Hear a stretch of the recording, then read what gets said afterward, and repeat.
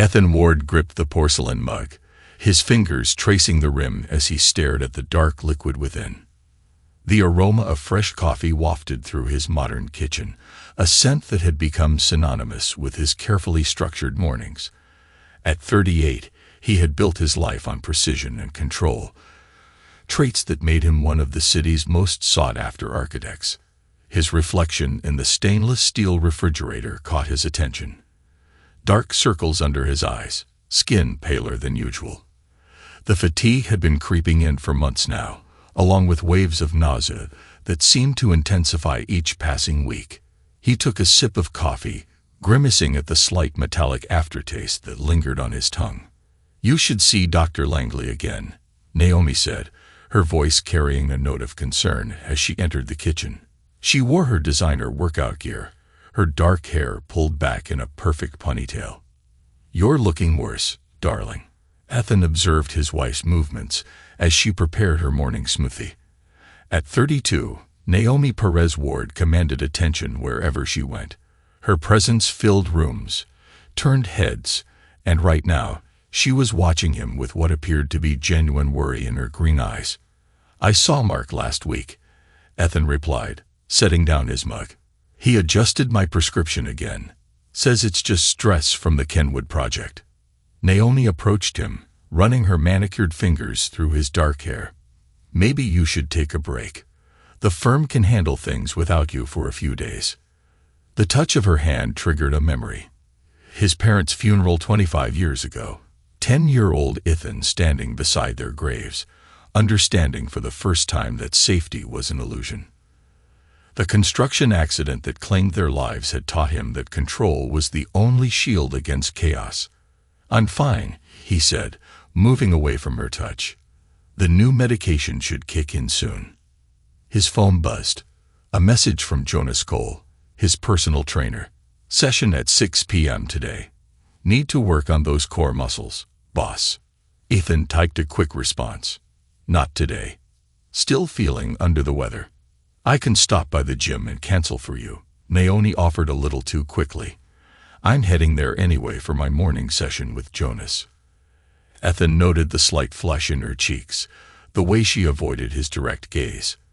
"That's thoughtful of you," he said, his tone neutral. The day proceeded as usual.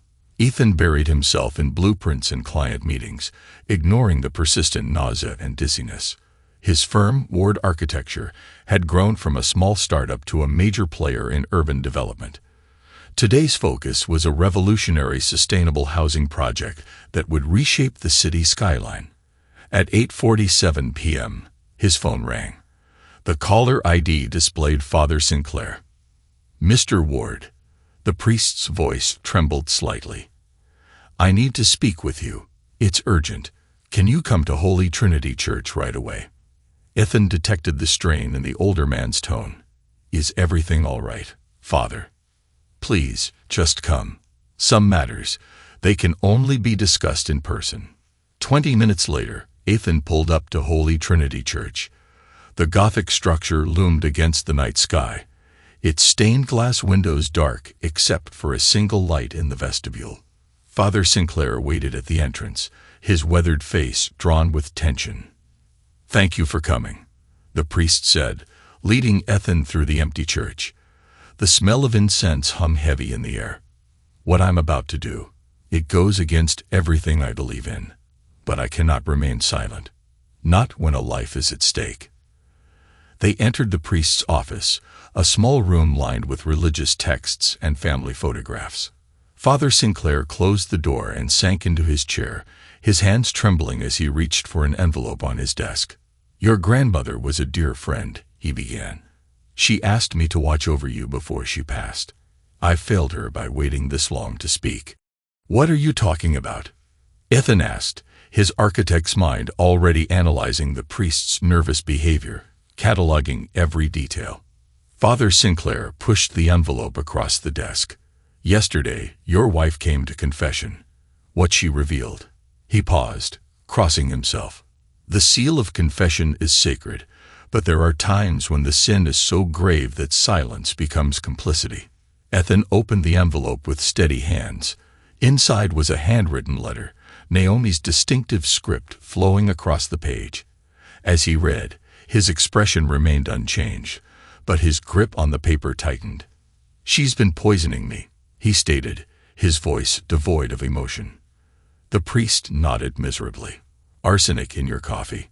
Small doses, building up over months. Dr. Langley has been helping her, prescribing placebos, monitoring the poisoning's progress. They're planning to finish it at Christmas, make it look like an accident." He pulled out more papers, receipts for poison purchases, bank statements showing transfers to an offshore account in Dr. Langley's name. "There's more," Father Sinclair continued. "She's been having an affair with your trainer, Jonas Cole. They're planning to marry after your death. The insurance policy." "When did she take out the policy?" Ethan interrupted. 3 months ago. $5 million. Double payout for accidental death." Ethan studied the documents, his mind already forming connections, plotting angles like the complex structures he designed. "Thank you, Father. You've done the right thing." "What will you do?" "What's necessary?" Ethan stood, tucking the envelope into his jacket. "This conversation never happened. You haven't broken any sacred trusts today." The priest watched him leave, crossing himself again. In Ethan's measured steps and rigid posture, he recognized something that chilled him more than Naomi's confession: the calm calculation of a man preparing for war. In his car, Ethan reviewed the evidence again. The architect in him appreciated the elegant simplicity of their plan.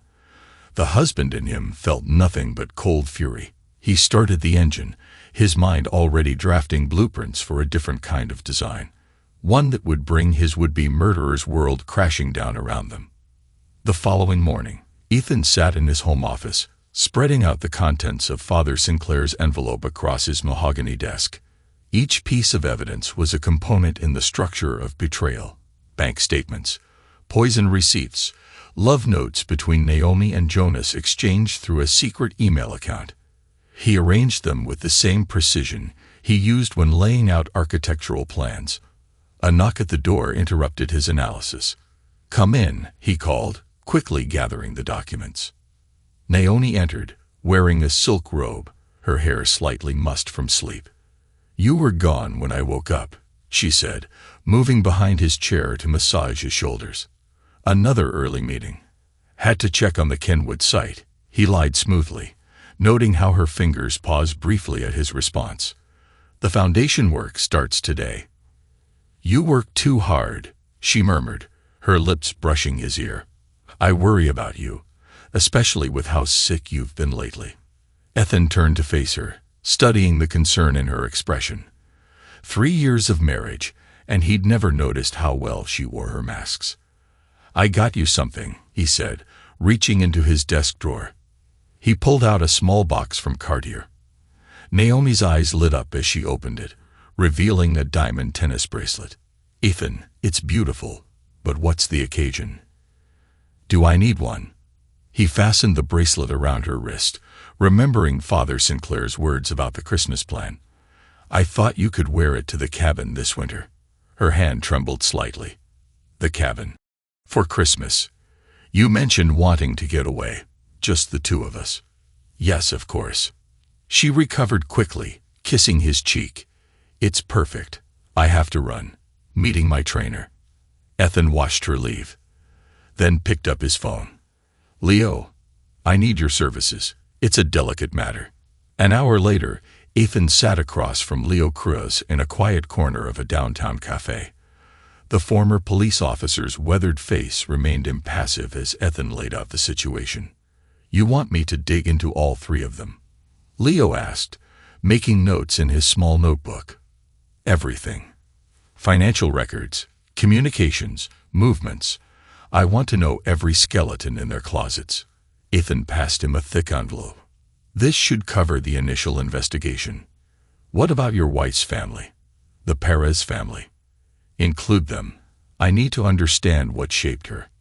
Over the next few days, Ethan maintained his routine while gathering intelligence. He installed hidden cameras throughout their house, placed a tracker on Naomi's car, and added spyware to her devices. Each evening, he reviewed the footage, building a comprehensive picture of her betrayal. The gym footage was particularly revealing. Jonas Hammercole carried himself with the arrogance of a man who thought he'd won life's lottery. Ethan observed their interactions during Naomi's training sessions, the lingering touches, the private jokes, the way they gravitated toward each other when they thought no one was watching. Leo's initial reports filled in more gaps. Naomi's childhood in a middle-class family had been marked by her mother's constant social climbing and her father's gambling debts. She'd reinvented herself in college, using her beauty and charm to move in wealthy circles. Jonas, despite his confident exterior, was drowning in debt from failed business ventures and gambling. Dr. Mark Langley's history proved most interesting. 2 malpractice suits settled out of court, a suspension for prescribing controlled substances without proper documentation, and a lifestyle well beyond a physician's typical means. Your wife approached Langley 3 months before the poisoning began, Leo reported during their next meeting. She knew about his financial troubles and offered him a way out. The offshore account receives regular payments from a shell company registered in her maiden name. Ethan nodded, adding this information to his mental blueprint. And the insurance policy. Taken out through a broker who's handled similar policies, all ending in suspicious deaths. The broker's connected to Langley through a golf club membership. They meet twice a month, always in private rooms. A text message interrupted their discussion. It was from his sister, Elena. Haven't heard from you in weeks. Coming by the bakery today. Ethan stared at the message, feeling a pang of guilt. Ellie had always been his strongest supporter, especially after their parents' death. But he couldn't risk involving her. Not yet. I need more time, he texted back. Big project deadline. You okay? You seemed off at Sunday dinner. Just tired. Talk soon. At home that evening, Ethan reviewed the day's surveillance footage. Naomi had spent 3 hours at the gym, though only 45 minutes involved actual training. The rest was spent in Jonas's office, the camera catching their passionate encounters. In the kitchen footage, he watched her prepare his evening coffee, adding a clear liquid from a small vial she kept in a hidden compartment of her jewelry box. The front door opened, announcing Naomi's return. Ethan quickly switched off the monitors and opened a set of blueprints. Still working? She asked, entering his office. She wore her workout clothes, her skin glowing from exertion. I brought you coffee from that place you like. Ethan accepted the cup, pretending to take a sip. Thanks. How was your workout? Intense. Jonas is pushing me hard. She perched on his desk, her leg brushing against his arm. Dr. Langley called. He wants to adjust your medication again. I'll see him tomorrow, Ethan replied, noticing how she leaned forward, giving him a view of her cleavage. Her seduction techniques were flawless, he had to admit. Want to have dinner out tonight? That new French place you mentioned. I'd love to, but I promised Mother I'd help with her charity event planning. She kissed him lightly. Rain check. After she left, Ethan poured the coffee into a sample container for testing. His phone buzzed with another report from Leo.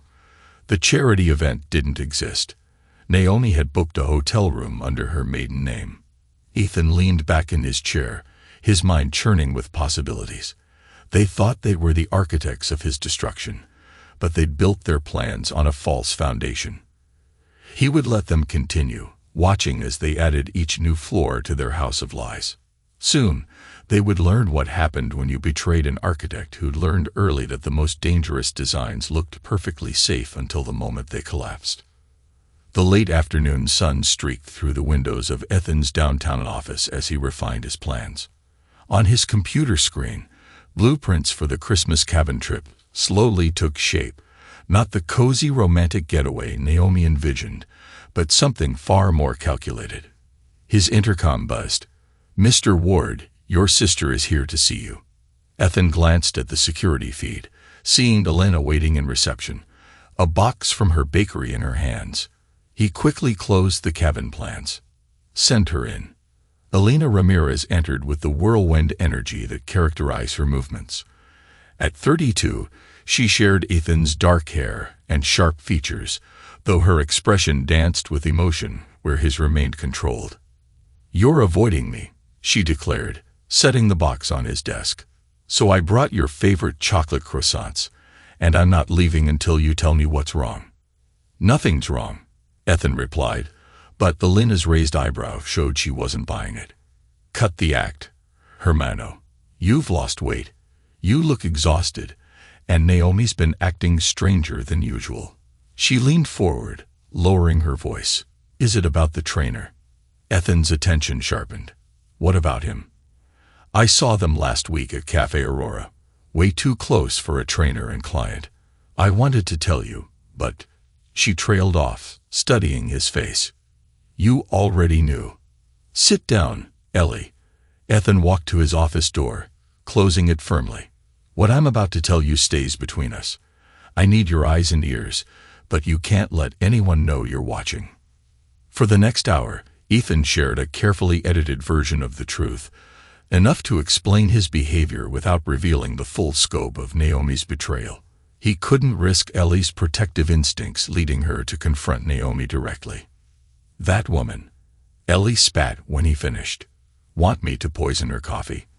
I've got some interesting ingredients in my kitchen." Despite everything, Ethan felt a smile tugging at his lips. "No poisoning. I need you to be my eyes in places I can't watch. Society events, charity functions, anywhere Naomi might let her guard down." "You're planning something," Ellie observed. "Something big. The less you know, the better. Just trust me." Ellie studied him for a long moment. "Just promise me one thing. Make her suffer." After Elena left, Ethan returned to his planning. The pieces were falling into place. Leo's investigations had revealed that Jonas's gym was hemorrhaging money, and Dr. Langley had recently inquired about properties in non-extradition countries. They were getting nervous, which meant they might rush their timeline. His phone chimed with a text from Naomi. "Dinner at home tonight. I'll cook your favorite." "Looking forward to it," he responded, then opened his email to send a message to his private investigator. "Leo, need eyes on Langley's office tomorrow morning. Wife making unexpected dinner plans. They might be moving up the schedule." That evening, Ethan arrived home to find Naomi in the kitchen, preparing his favorite pasta dish. She wore a new dress that highlighted her curves, her hair styled exactly the way he preferred. "You're home early," she said, greeting him with a kiss. "Feeling better?" "Much better." Ethan accepted the glass of wine she offered, watching as she returned to the stove. "Actually, I've been thinking about our Christmas plans." Naomi's hand paused briefly as she stirred the sauce. "Oh, why wait? I've cleared my schedule for next week. I found this amazing place, somewhere different from our usual spots, more private." The silence on the other end lasted a few seconds too long. "Next week. But what about your projects? The Kenwood development." "Can wait," Ethan interrupted smoothly. "You've been right all along. I need a break, and who better to spend it with than my wife?" He paused, then added, "I thought we could invite Jonas along too. He's been helpful with my recovery program." Through the hidden feed, he watched Naomi's hand freeze on her glass. "Jonas, are you sure that's appropriate?" "Why not?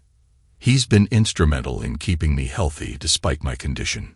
Besides, he mentioned wanting to expand his client base. This could be good networking for him." "That's thoughtful of you," Naomi managed. "Let me check my schedule and get back to you." After hanging up, Ethan turned to his computer and pulled up the property details he purchased through a shell corporation. The abandoned industrial site sat isolated on 50 acres of land, its main structure a converted barn that he'd spent weeks modifying. He clicked through the security camera feeds he'd installed throughout the property, checking each angle and blind spot. His phone buzzed with a message from Leo. Dr. Langley just made 3 calls in succession. Wife, trainer, and an unlisted number. "Want me to trace it?" "Follow the unlisted number. Record everything," Ethan replied.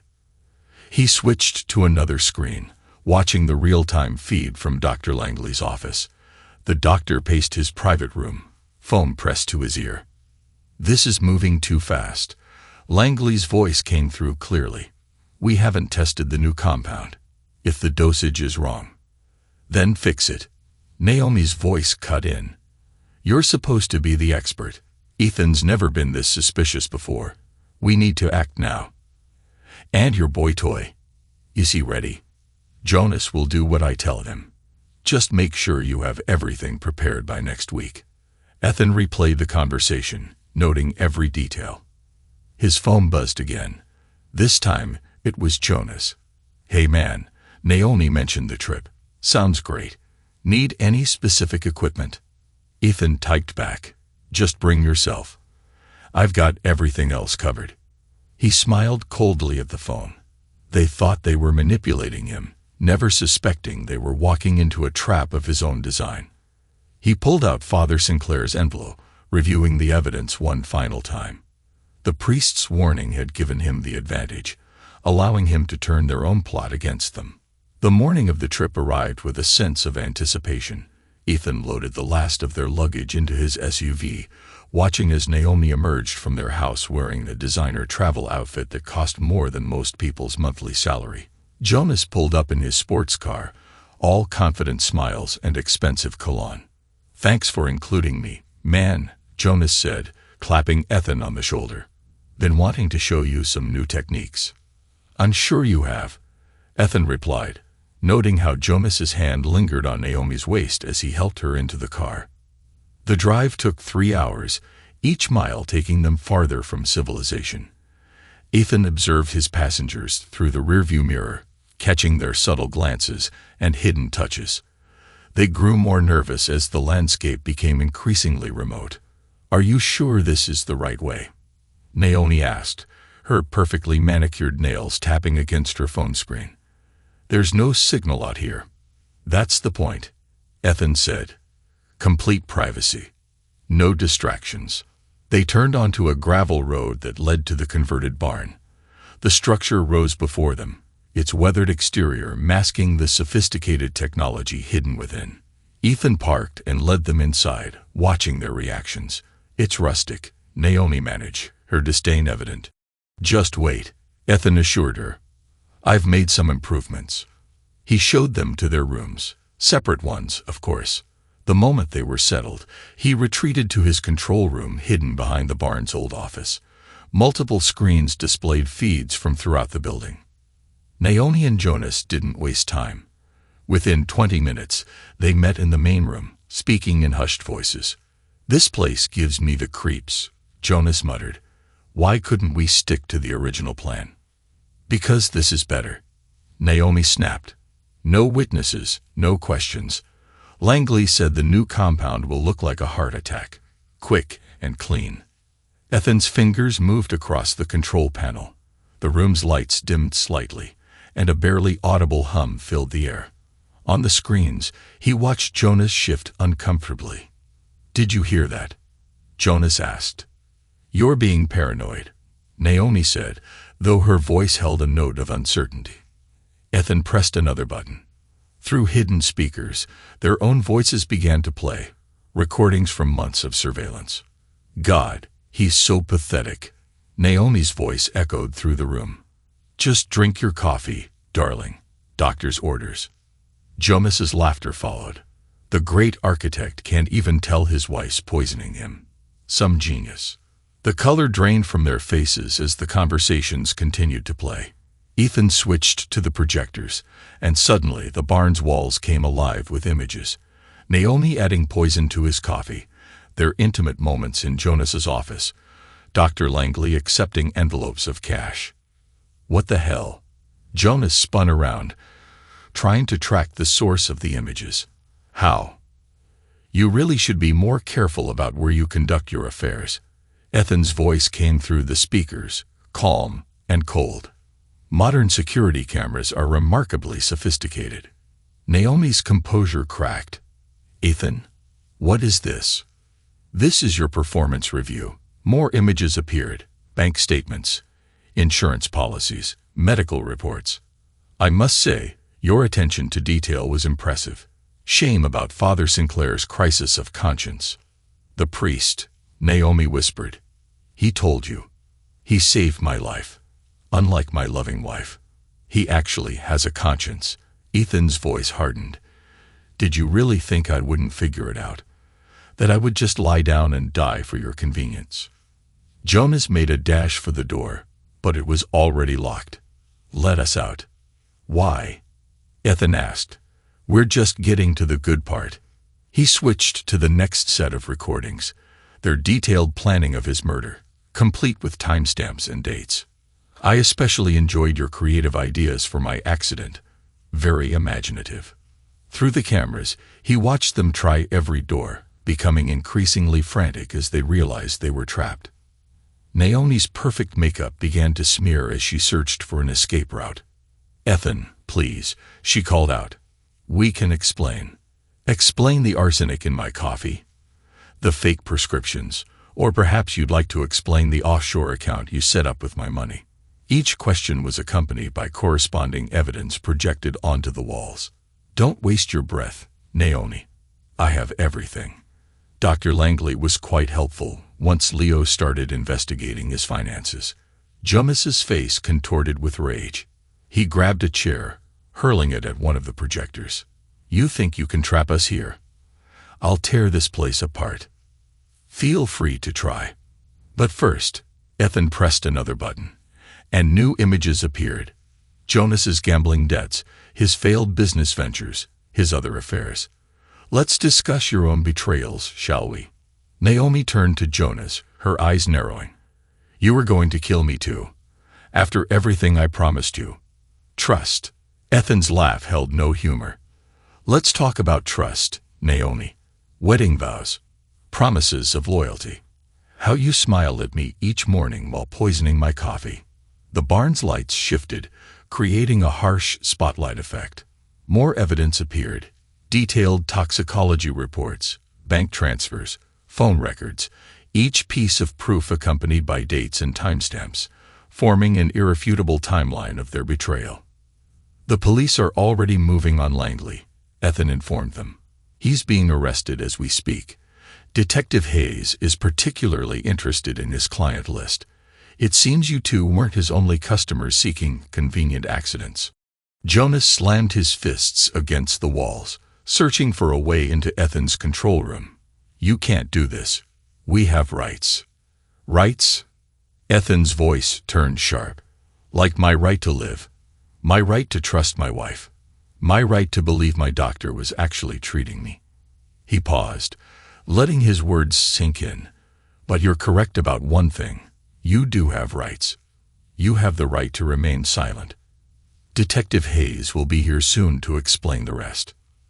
From the screens, Ethan watched their final attempts to escape, to bargain, to threaten. Each outburst was recorded, each confession captured for the prosecution. He had designed this trap not just to expose their crimes, but to break their spirits, to make them face the full weight of their betrayal. The sound of approaching sirens cut through the air.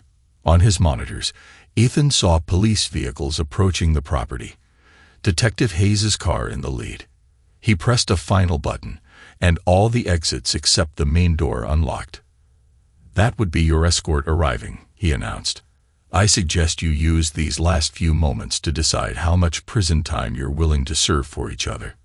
From what I understand, attempted murder carries quite a sentence. The converted barn stood silent in the aftermath of Ethan's revenge. He moved through the space, disconnecting surveillance equipment and wiping down surfaces. No celebrations, no gloating, just the same precise attention to detail that had characterized his trap's construction. Detective Rachel Hayes leaned against her car, watching him work. You've thought of everything, she said. 3 cameras in the southeast corner. Ethan handed her a hard drive. More footage for your case file. You do realize they'll try to use this against you? She asked, gesturing at the elaborate setup.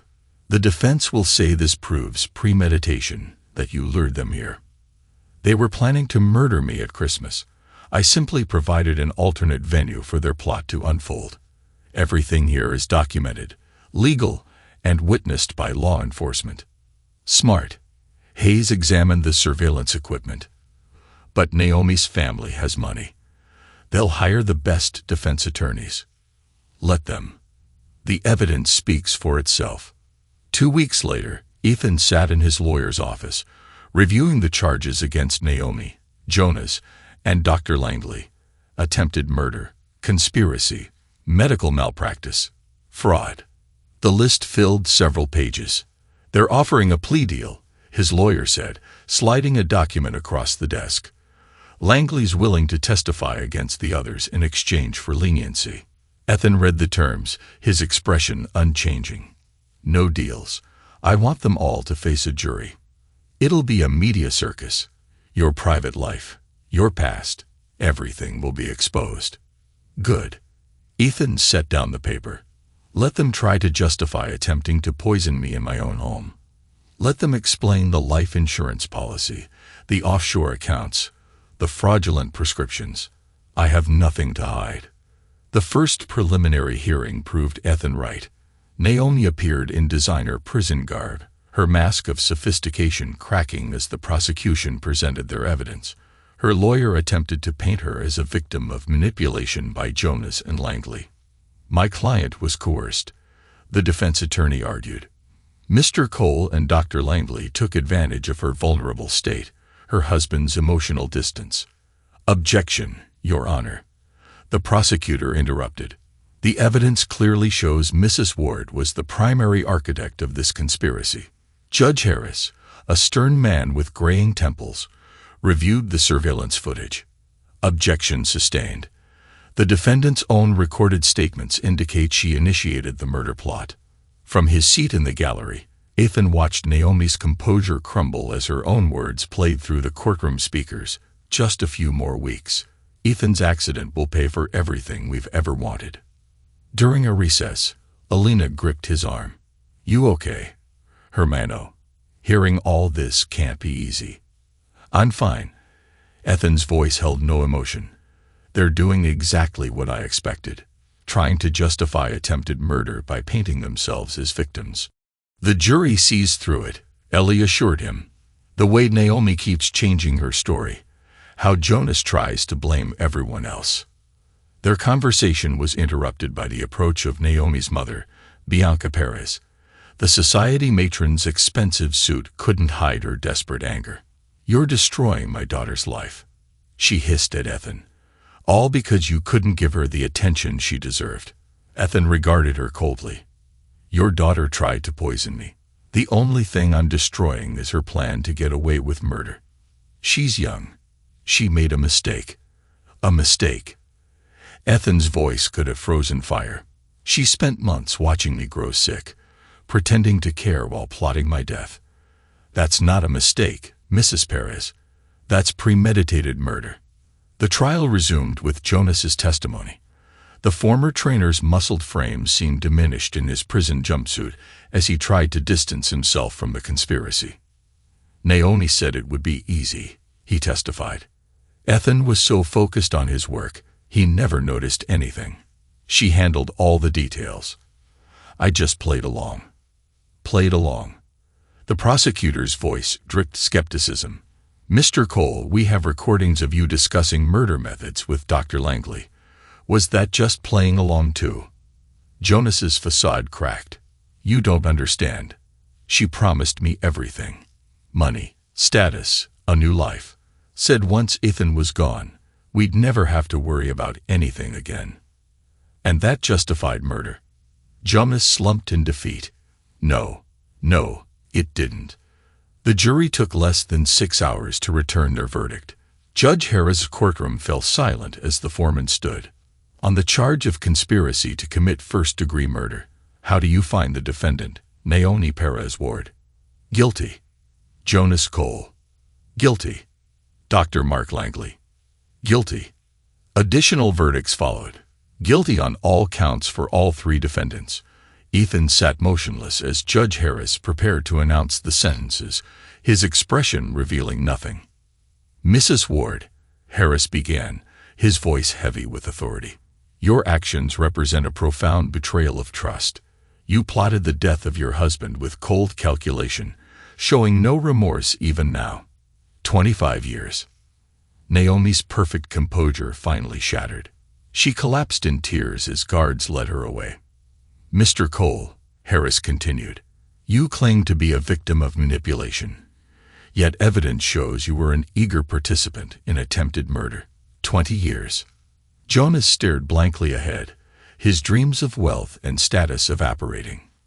"Dr. Langley," Harris said, turning to the disgraced physician, "you violated your oath, using your position to facilitate murder. 15 years and permanent revocation of your medical license."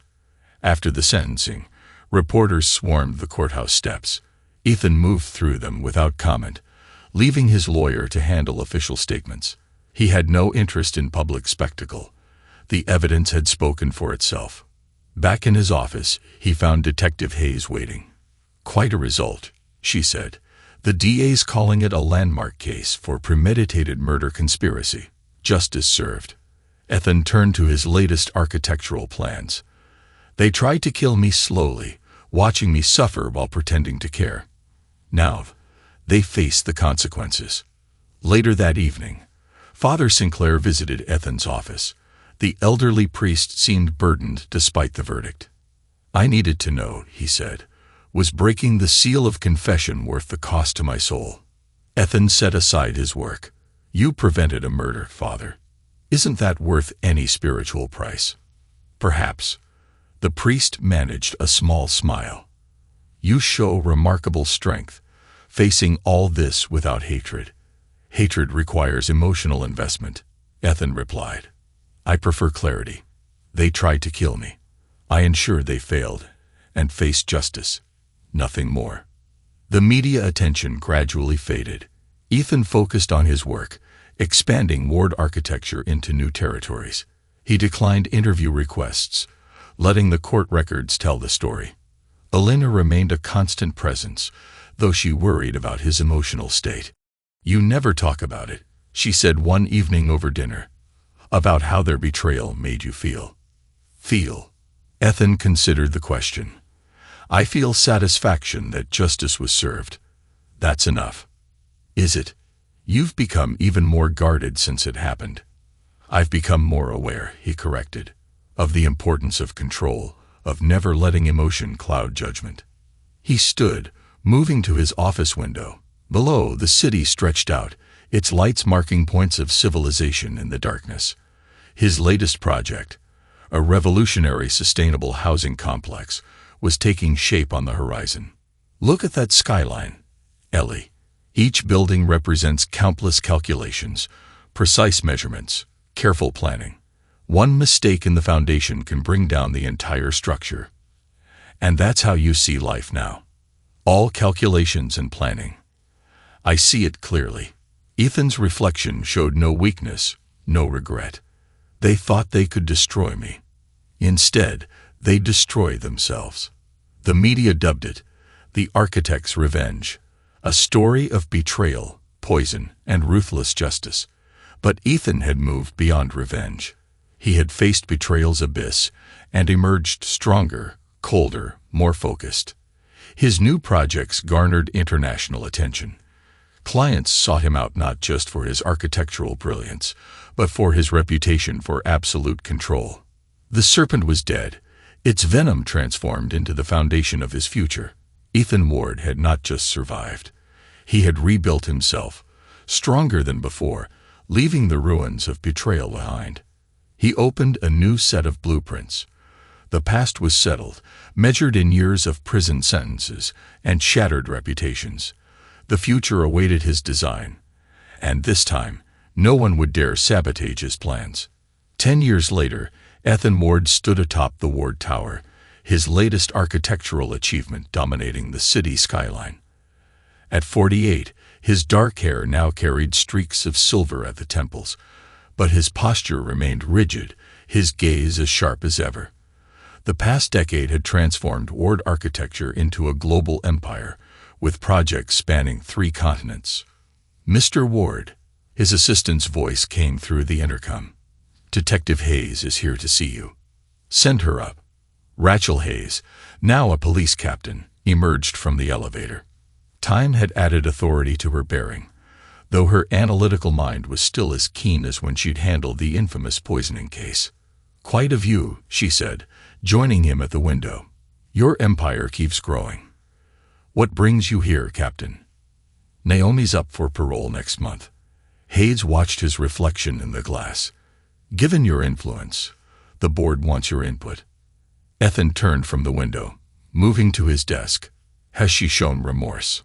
"She claims to be reformed, started a prison ministry, counsels other inmates, still maintains you drove her to it, but she's gotten better at hiding her true nature.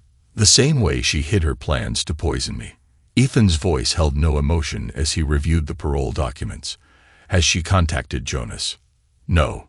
Jonas Cole was denied parole last year. He's not handling prison well, got into 3 fights, tried to manipulate younger inmates. The board saw right through him, and Langley. Dead," Hayes said. "Heart attack in his cell 6 months ago. No one claimed the body." Ethan nodded, unsurprised. The former doctor had been the weakest link, the first to break under pressure. His death was an unremarkable end to an unremarkable life. "I'll submit my statement to the parole board," Ethan said, closing the file. "They should understand that some serpents never lose their venom." After Hayes left, Ethan reviewed his calendar. His sister Elena's bakery chain was opening its 20th location next week, and she had turned her small business into a thriving franchise. He still recalled the days she sold pastries out of a single storefront. The intercom buzzed again. "Mr. Ward, Father Vargas is here for your monthly meeting."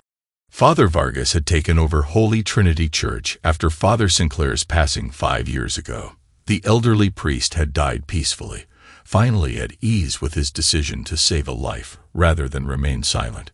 Ethan had ensured the church received an anonymous donation large enough to renovate its aging structure and establish a youth education program. "Send him in." The young priest entered, carrying a familiar envelope. "The latest reports from the prison ministry. You were right. She's been writing letters." Ethan examined the intercepted correspondence. After her conviction, Naomi had tried to maintain connections with wealthy figures, hoping for support in appeals and early release. Most had abandoned her, unwilling to associate with a convicted would-be murderer. "She's persistent," Father Vargas noted, still trying to spin the story her way. "Some people never change, Father. They just adapt their performance to a new audience." Later that afternoon, Ethan visited Elena's flagship bakery. She greeted him with a hug and a worried glance. "You look tired, hermano. When's the last time you took a break?" "The Dubai project launches next month. After that, maybe." Elena wiped flour from her hands. "I saw the news about Naomi's parole hearing. You okay?" "Why wouldn't I be?" "Because the woman who tried to murder you might get released." Elena's voice carried a decade of protective anger. "The press will start circling again. They love dragging up the past." "Let them." Ethan sipped his coffee, a gesture that had taken years to reclaim after the poisoning. "The truth is already written in court records and prison sentences." Detective Sarah Chun, Hayes' prodigy, arrived with updates on hidden assets Naomi had tried to stash away. More letters from prison revealed Naomi's ongoing attempts to manipulate other inmates, coaching them on playing the parole board. Chun shook her head. "She's still performing, just for a different audience." "The parole board needs to see these," Elena insisted. "They will," Ethan said calmly, the quiet authority in his voice unchanged over the years, "along with everything else she's tried to hide." That evening, as sunset painted his office in amber hues, Ethan reviewed architectural plans for his next project, a secure residential complex designed for people who'd survived domestic betrayals. The irony was not lost on him. His phone lit up with a text from Hayes. "Board received your statement. Preliminary response to just parole is unlikely. Some things can't be forgiven." Ethan set down his phone, turning to the city view. A decade had passed since he'd transformed from victim to victor, since he'd turned a murder plot into a weapon against its conspirators. He built an empire on the foundations of that triumph, each success another layer of protection against future betrayals. The serpent was long dead, but its lesson lived on in steel and glass, in careful plans and calculated distances. Ethan Ward had not just survived, he had thrived, turning trauma into triumph, betrayal into empire. His intercom buzzed one last time. "Mr. Ward, the board for the Jakarta project is ready for your presentation." "On my way," Ethan said, gathering his designs, ready to shape another piece of the future he'd fought to keep. The past might echo in true crime podcasts and parole hearings, but his focus remained on building monuments to survival that would outlast all attempts at destruction. The sun set on another day in his reconstructed life, the city lights below twinkling like stars. Somewhere in a prison cell, Naomi plotted and planned, but her venom had long since lost its power. Ethan Ward had transformed it into foundation stone, building a legacy no betrayal could topple. The architect's revenge had become the architect's victory, and that victory would stand as long as his towers reached toward the sky. Thanks to everyone who took the time to listen to today's stories. If you enjoyed it, please consider liking and subscribing if you haven't already. Feel free to share your thoughts on the events in the comments below. Take care.